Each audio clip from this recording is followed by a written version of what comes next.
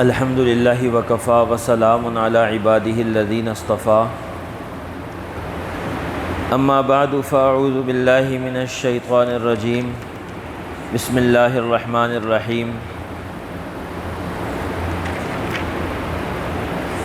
ام حسبت ان اصحاب الکہف والرقیم کانوا من آیاتنا عجبا اذ ابى الفتية الى الكهف فقالوا ربنا آتنا من لدنك رحمة وهيئ لنا من امرنا رشدا فضربنا على آذانهم في الكهف سنين عددا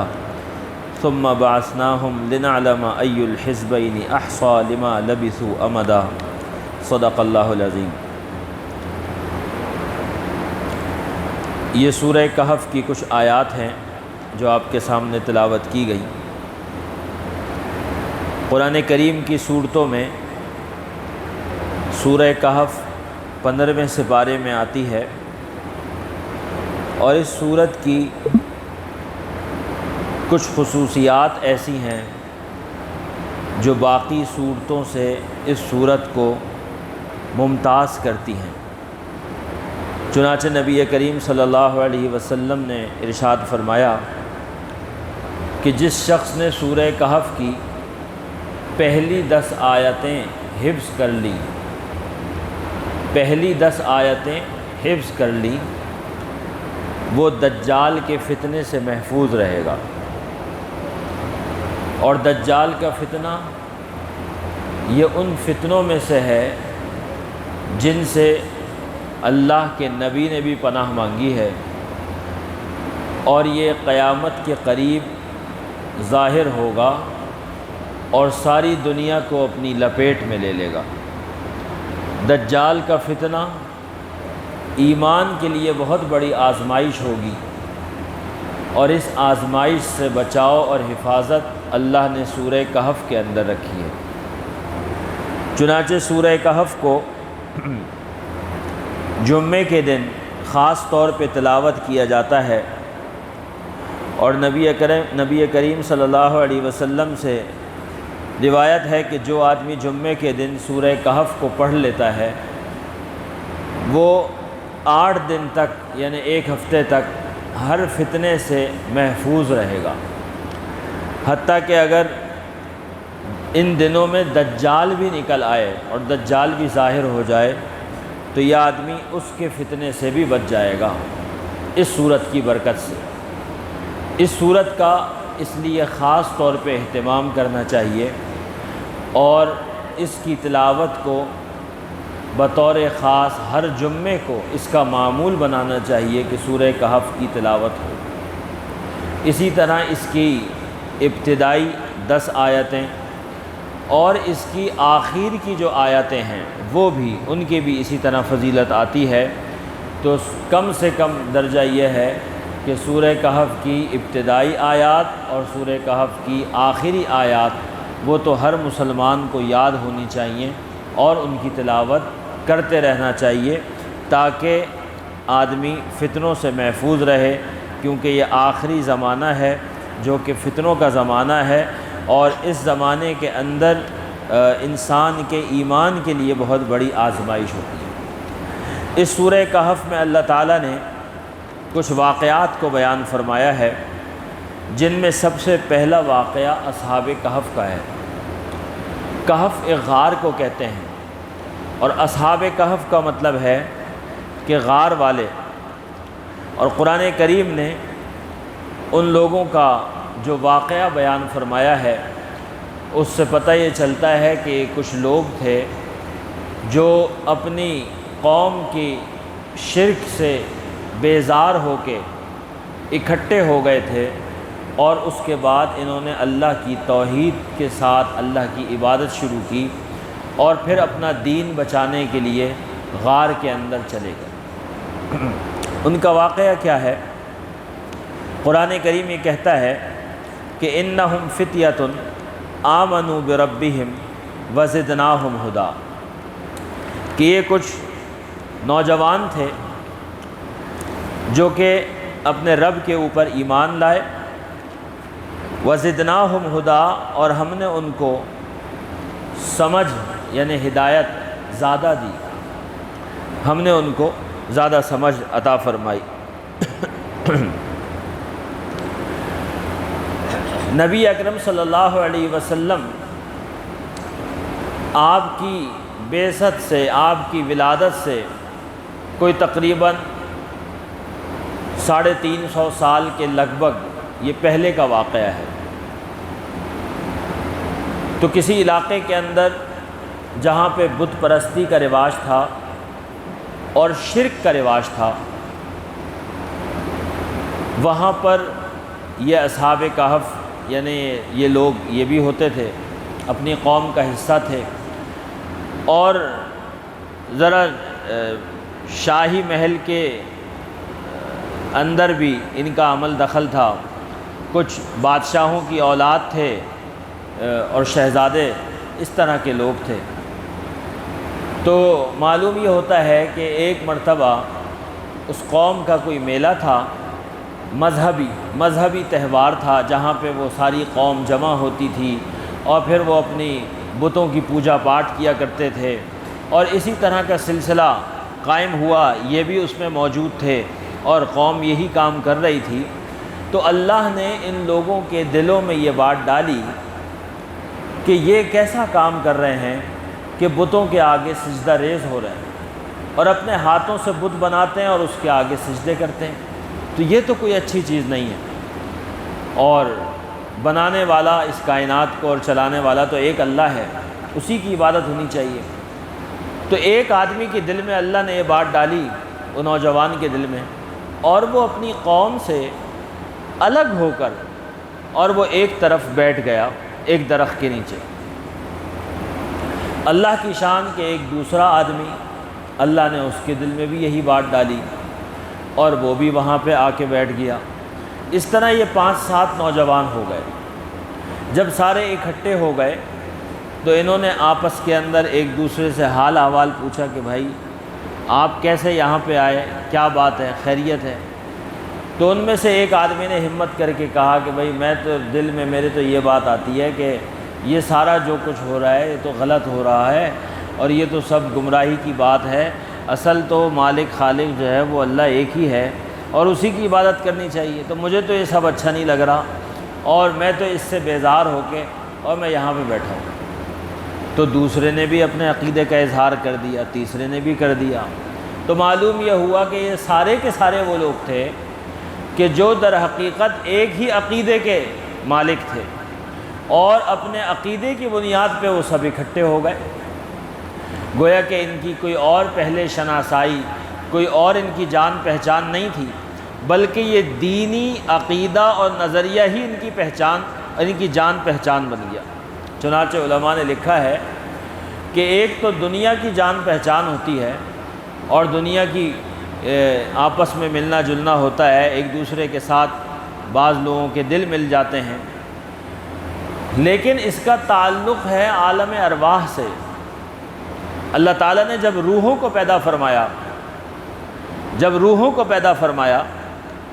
اس عالم میں، اس عالم کو عالم ارواح کہتے ہیں، جب جسم نہیں تھے روحیں تھیں، تو جن لوگوں کی روحیں عالم ارواح میں ایک دوسرے سے مناسبت رکھتی ہیں اور عالم ارواح میں ایک دوسرے کے ساتھ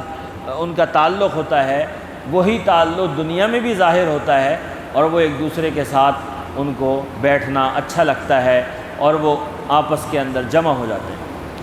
لیکن جن کی روحوں کا عالم ارواح میں کوئی نسبت اور تعلق نہیں ہوتی تو وہ دنیا کے اندر بھی پھر اکٹھے نہیں ہوتے۔ یہ اللہ تعالیٰ نے ایک تعلق بنایا ہے۔ تو اسی لیے آپ دیکھتے ہیں کہ جہاں پہ دین کی کوئی بات ہوتی ہے، کوئی اللہ والے لوگ ہوتے ہیں، تو کہاں سے لوگ، نہ صرف ملک بھر سے بلکہ دنیا بھر سے لوگ اکٹھے ہو کے چلے آ جاتے ہیں۔ کوئی افریقہ سے آ رہا ہے، کوئی امریکہ سے آ رہا ہے، کوئی سعودیہ سے آ رہا ہے، جی فلاں بزرگ کے پاس، فلاں اللہ والے کے پاس، ان کی خانقاہ میں، ان کے بیانات میں، ان کی خدمت میں، کوئی کالا کوئی گورا۔ کیوں کہ اس عالم ارواح میں اللہ نے ان کی روحوں کو، وہ نیک روحیں ہیں، اللہ نے ان کی نیک روحوں کا آپس میں تعلق بنایا ہے اور وہی تعلق دنیا میں بھی ان کو کھینچ کے لے کے آتا ہے۔ تو اصحاب کہف کے ساتھ بھی یہ ہوا کہ وہ ایک دوسرے کے بغیر کچھ کہے سنے اکٹھے ہو گئے اور ایک ہی جگہ پہ جمع ہو گئے اور جمع ہونے کے بعد انہوں نے جب ایک دوسرے سے اس کا اظہار کیا تو یہ معلوم ہوا کہ جی یہ معاملہ ہے۔ تو اب اس کے بعد انہوں نے کہا کہ اچھا ایسا ہے کہ اب پوری قوم جو ہے وہ تو ہمارے عقیدے کے خلاف ہے، اور ہم 5-7 نوجوان ہیں،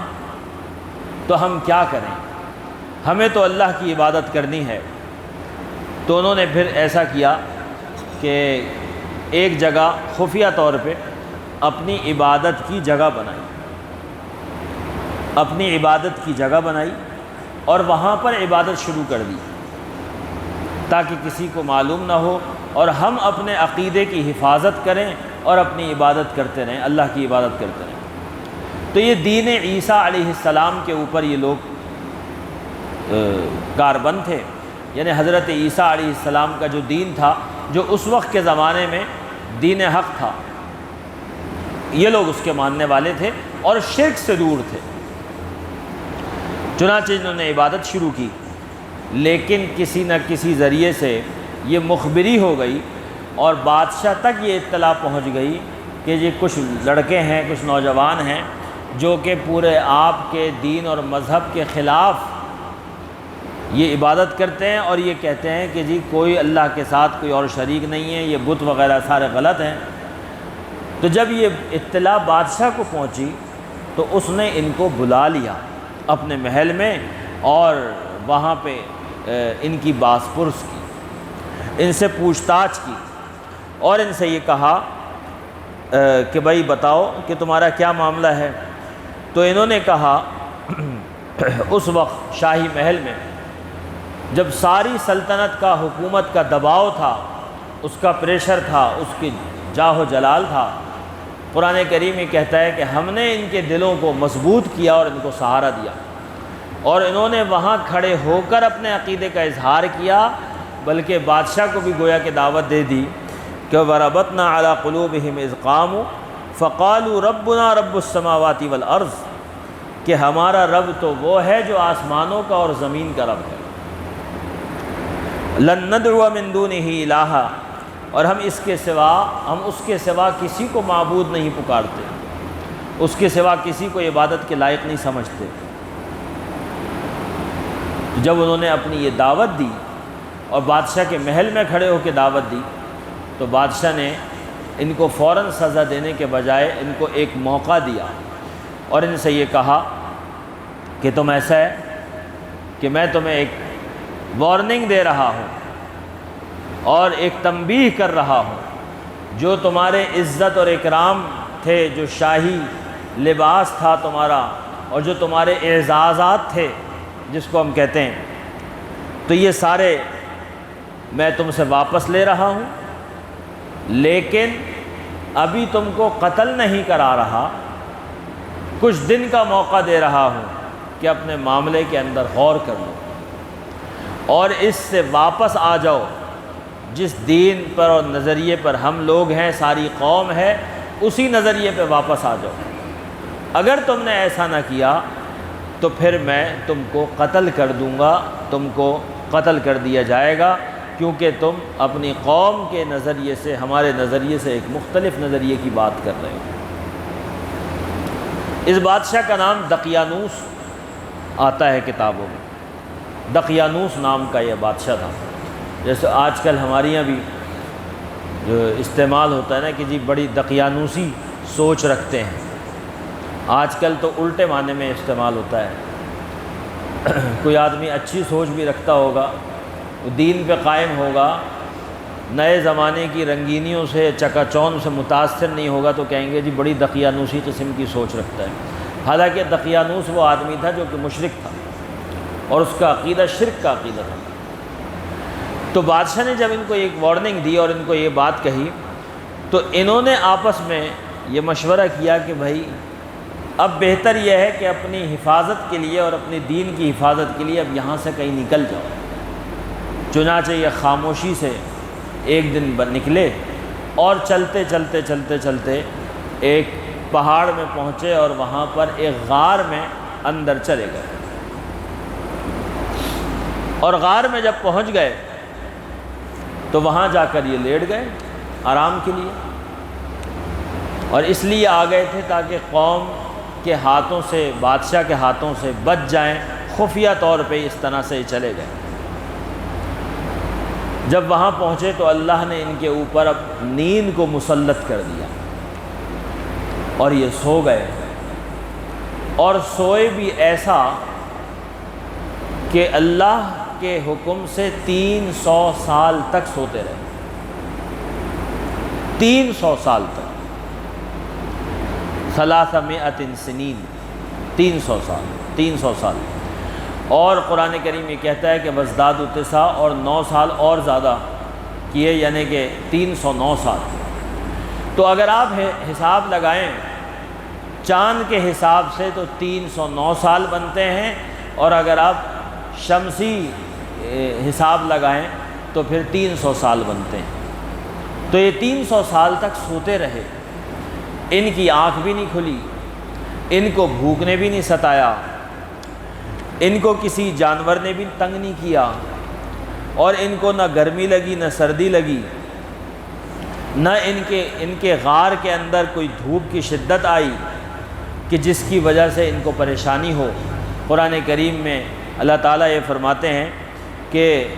جب سورج نکلتا تھا تو بھی ان سے ہٹ جاتا تھا، یعنی دھوپ ان کے اوپر براہ راست نہیں پڑتی تھی، اور جب غروب ہوتا تھا تو بھی ان سے ہٹا ہوا رہتا تھا۔ گویا کہ ان کے غار کے اندر موسم بھی اللہ نے معتدل رکھا، دھوپ کی شدت بھی نہ ہوئی، سردی کی شدت بھی نہ ہوئی جو ان کو تکلیف دیتی، اور یہ اسی طرح سوتے رہے، اور بلکہ اس کیفیت میں سوتے رہے کہ وَتَحْسَبُهُمْ أَيْقَاظًا وَهُمْ رُقُودٌ، کہ اگر آپ انہیں دیکھیں گے تو دیکھنے سے معلوم ہوگا کہ یہ جاگ رہے ہیں، گویا کہ ان کی آنکھیں بھی کھلی ہیں، لیٹے ہوئے ہیں، آنکھیں بھی کھلی ہیں، سانس بھی اسی طرح چل رہا ہے جس طرح ایک آدمی جاگتا ہوا آدمی ہوتا ہے، کہ دیکھنے سے معلوم نہیں ہوگا کہ آدمی سو رہا ہے، لیکن در حقیقت وہ سو رہے ہیں۔ یہ اللہ نے اپنا ایک قدرت کا کرشمہ دکھایا کہ اللہ نے ان کو سلا دیا، اور 300 سال تک یہ سوتے رہے، اور یہ کوئی افسانہ نہیں ہے، یہ قرآن کریم یہ کہتا ہے کہ 300 سال تک سوتے رہے۔ 300 سال کے بعد اللہ نے ان کو اٹھایا، وَكَذَلِكَ بَعَثْنَاهُمْ، اللہ نے ان کو جگا دیا، لِيَتَسَاءَلُوا بَيْنَهُمْ، کہ وہ آپس میں پوچھنے لگے۔ اب جب آنکھ کھلی تو ایک دوسرے سے پوچھنے لگے، کیا پوچھا؟ قَالَ قَائِلٌ مِّنْهُمْ كَمْ لَبِثْتُمْ، کہ بھائی کتنی دیر ٹھہرے ہو، کتنا وقت گزر گیا۔ جیسے آدمی اٹھتا ہے تو ارے بھائی کتنا ٹائم گزر گیا، آدمی پوچھتا ہے نا، یہ کتنا ٹائم گزر گیا، جب بہت نیند گہری ہو، اچھا کیا ٹائم ہو گیا، تو کہ بھائی کتنی دیر ٹھہرے؟ تو آپس میں کسی نے کہا کہ ایک دن گزرا ہے، کسی نے کہا نہیں دن بھی پورا نہیں گزرا، ابھی تو آدھا ہی دن گزرا ہے، صبح کے وقت آئے تھے، دوپہر ہو رہی ہے۔ تو اس طرح انہوں نے آپس میں کچھ باتیں کی، پھر کہنے لگے بھائی یہ تو اللہ کو معلوم ہے کتنا ٹائم گزرا ہے، تو اب ایسا ہے کہ بھوک لگ رہی ہے تو کھانے کی فکر کرو۔ اللہ کی شان دیکھیں کہ 300 سال تک بھوک نہیں لگی، اور جیسے ہی اٹھے اور سارے اکٹھے اٹھے تو بھوک ستانے لگی۔ دوسری بات یہ معلوم ہوئی کہ 300 سال پہلے جب سوئے تھے اور 300 سال کے بعد جب اٹھے ہیں تو ان کے جسموں کے اندر کوئی خاص فرق نہیں آیا تھا، یعنی اگر ان کی داڑھیاں کالی تھیں تو ابھی بھی کالی ہوں گی، جسم جوان تھے تو ابھی بھی جوان تھے، کیونکہ اگر جسموں میں فرق آ جاتا، وہ جوان سوئے تھے اور وہ بوڑھے ہو جاتے 300 سال کے، تو ظاہر ہے ایک دوسرے کو پہچانتے بھی نہ، اور جب اٹھتے تو ایک دم سے پریشان ہو جاتے کہ یہ کیا ہو گیا، لیکن ایسا کچھ نہیں ہوا۔ تو معلوم یہ ہوا کہ ان کی کیفیت وہی تھی، وہ اسی طرح جوان تھے، اور اسی طرح وہاں پہ جس طرح سوئے تھے اسی کیفیت میں اٹھے۔ گویا کہ اللہ نے باہر کی دنیا میں 300 سال گزار دیے، لیکن ان کے جسموں پر کوئی فرق نہیں پڑا۔ اور یہی واقعہ اسی سے ملتا جلتا جو شروع کے دنوں میں گزرا تھا، جس میں حضرت عزیر علیہ السلام کا واقعہ آیا کہ اللہ تعالیٰ نے ان کو 100 سال تک موت دی، اور 100 سال کے بعد ان کو زندہ فرمایا۔ تو وہاں پر بھی روایات میں معلوم ہوتا ہے کہ جب حضرت عزیر علیہ السلام جب دوبارہ زندہ ہوئے تو جتنے سال کے وہ تھے اسی کیفیت میں دوبارہ زندہ ہوئے۔ تو جب وہ ان کو موت دی تھی اللہ نے تو کالے بالوں میں تھے، اور جب وہ اٹھے تو بھی کالے بالوں میں اٹھے، اور وہ جوان اٹھے، وہ بوڑھے نہیں ہو گئے تھے۔ حتیٰ کہ یہ ہوا کہ چونکہ ان کے باہر کا زمانہ سارا تبدیل ہو چکا تھا، باہر 1 صدی گزر چکی تھی، تو جو ان کے بچے تھے وہ 100 سال کے ہو چکے تھے، اور ان کے پوتے بھی ہو چکے تھے، اور وہ بھی بوڑھے ہو چکے تھے، لیکن جو حضرت عزیر علیہ السلام ہیں وہ اسی طرح جوان تھے، 40-50 سال کے۔ تو یہ بھی اللہ نے ایک معجزہ دکھلایا تھا۔ تو یہ اصحاب کہف جو تھے یہ اسی طرح سے اپنی کیفیت میں، اور کوئی ان کے اندر خاص فرق نہیں آیا، اور وہ وہاں سے انہوں نے کہا کہ بھائی ایسا ہے کہ اب کچھ کھانے کی فکر کرو۔ اللہ نے ان کے ساتھ ایک معاملہ یہ کیا تھا کہ جب یہ جا رہے تھے تو ایک کتا بھی تھا، وہ بھی ان کے ساتھ ساتھ، ان کی محبت میں ان کے ساتھ ساتھ ہو گیا، اور وہ ان کے دروازے کے غار کے منہ کے اوپر ہی وہاں پر بیٹھ گیا، گویا کہ حفاظت کے لیے بیٹھا ہو۔ اللہ تعالیٰ نے اس کتے کا ذکر بھی قرآن کریم میں فرمایا کہ یہ لوگ کتنے لوگ تھے اور ساتھ میں ان کا کتا بھی تھا، اس کا بھی ذکر اللہ نے فرمایا۔ تو علماء نے لکھا کہ کتا تو ایک ایسا جانور ہے کہ جس کو شریعت میں پسند نہیں کیا گیا، چنانچہ اگر کہیں کتا ہوتا ہے بغیر ضرورت کے تو اس گھر میں پھر رحمت کے فرشتے نہیں آتے، لیکن اصحاب کہف کا کتا وہ اللہ والوں کے ساتھ اس کی محبت اور اس کا تعلق، ان کی محبت کی وجہ سے وہ ان کے ساتھ ہوا۔ اللہ نے اس تعلق کا اس کو یہ فائدہ دیا کہ اس کتے کا ذکر اللہ نے قرآن کریم میں فرمایا۔ چنانچہ اگر آپ اپنی ذات کے اندر نیک نہیں ہیں، اگر ہمارے اندر نیکی کی اور تقوی کی وہ صفات موجود نہیں ہیں کہ جو اللہ تعالیٰ کے نیک بندوں میں ہوتی ہیں، لیکن کم سے کم اللہ کے نیک بندوں سے محبت اور تعلق تو رکھ سکتے ہیں۔ احب الصالحین ولست منہم، کہ میں نیک بندوں سے، اللہ کے نیک بندوں سے محبت رکھتا ہوں اگرچہ میں خود نیک نہیں ہوں۔ لعل اللہ یرزقنی صلاحا، شاید کہ اللہ اس کی برکت سے مجھے بھی نیکی دے دے۔ تو آپ اپنی صحبت کو، اپنی مجلس کو، اپنے ملنے جلنے کو اللہ والوں کے ساتھ قائم رکھیں، تو ان کی اس نسبت اور ان کے ساتھ بیٹھنے سے جو فائدہ ہوگا آپ کو وہ بھی بہت بڑا فائدہ ہوگا۔ حالانکہ وہ کتا وہ اس کا اہل نہیں تھا، لیکن اللہ نے اس کو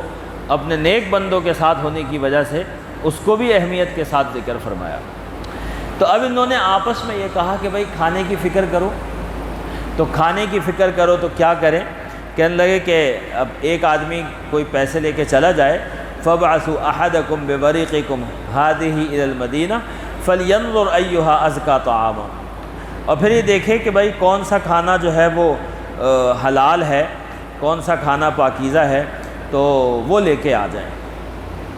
چونکہ جب یہ گئے تھے تو آس پاس سارے مشرک تھے، قوم مشرک تھی، تو کھانا جو ہے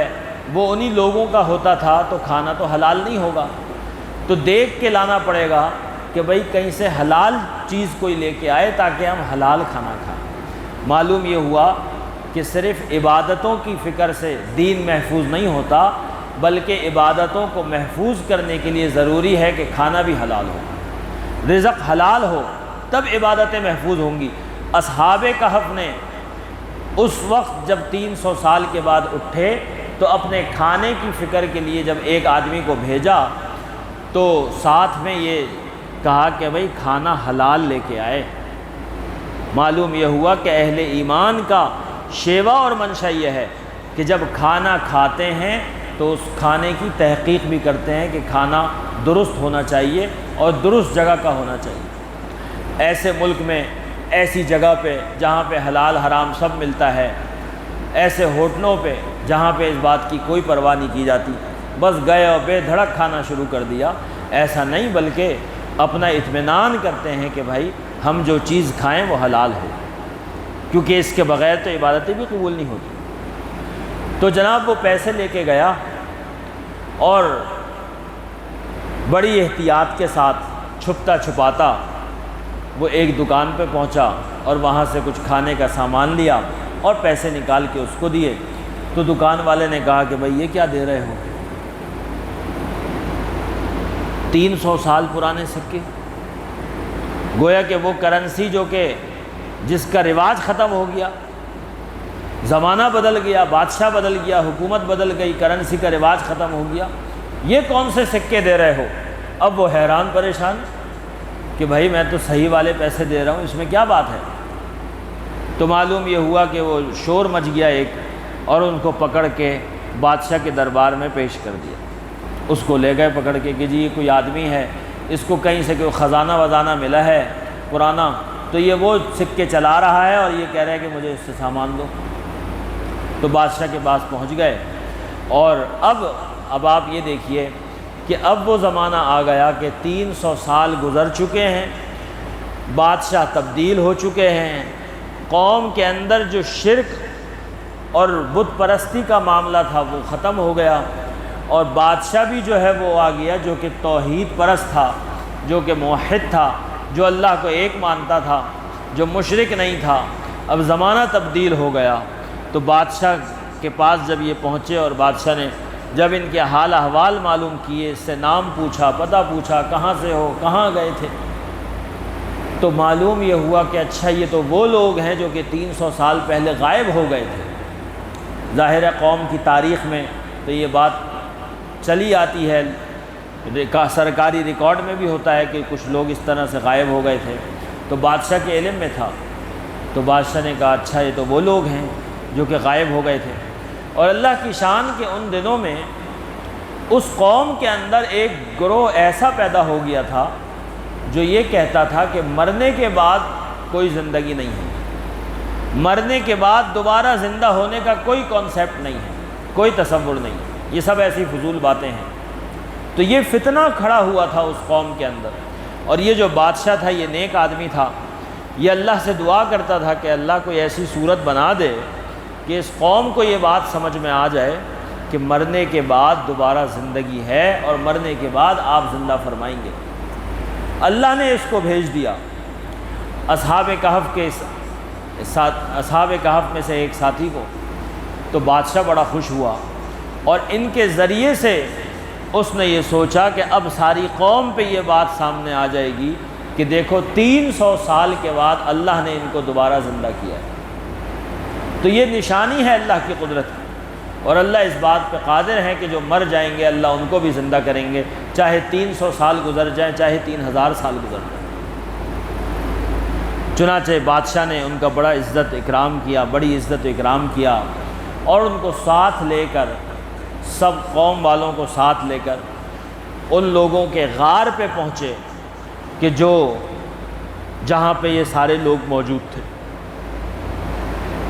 اس کے بعد قرآن کریم یہ کہتا ہے کہ اللہ نے پھر ان کو، یعنی وہاں پہ گیا، اور پھر روایات میں آتا ہے کہ اندر گئے، انہوں نے بتایا، اور بہرحال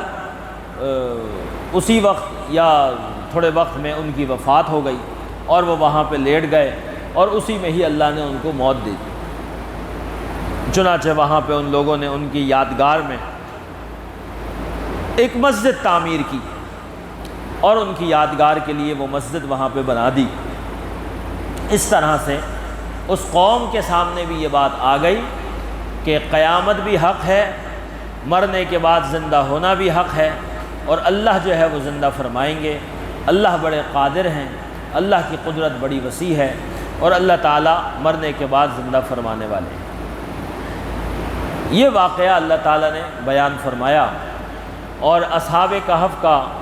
یعنی یہ وہ زمانہ تھا کہ کہتے ہیں کہ جب حضرت عیسیٰ علیہ السلام کو 250 سال گزر چکے تھے، تو اس وقت یہ لوگ غار میں گئے تھے، اور اس کے بعد تقریباً 550 عیسوی کے اندر یہ لوگ دوبارہ اپنی نیند سے اٹھے ہیں۔ اور یہ وہ زمانہ ہے کہ حضور اکرم صلی اللہ علیہ وسلم کی ولادت سے کوئی 20 سال پہلے کا واقعہ ہے کہ جب یہ اپنی نیند سے بیدار ہوئے اور اس طرح کا واقعہ یہ پیش آیا۔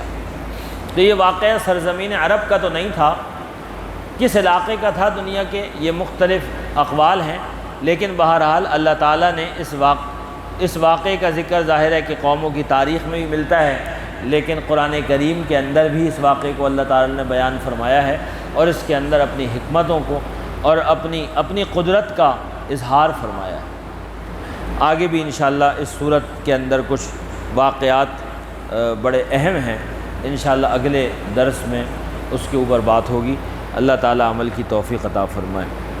اللہم لک الحمد و لک الشکر لا احصی ثناء علیک انت کما اثنیت علی نفسک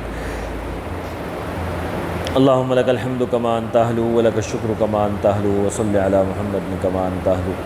اے اللہ جو کچھ پڑھا گیا سنا گیا اس کو قبول فرما، اے اللہ ہم سے راضی ہو جا، ہماری غلطیوں کو معاف فرما،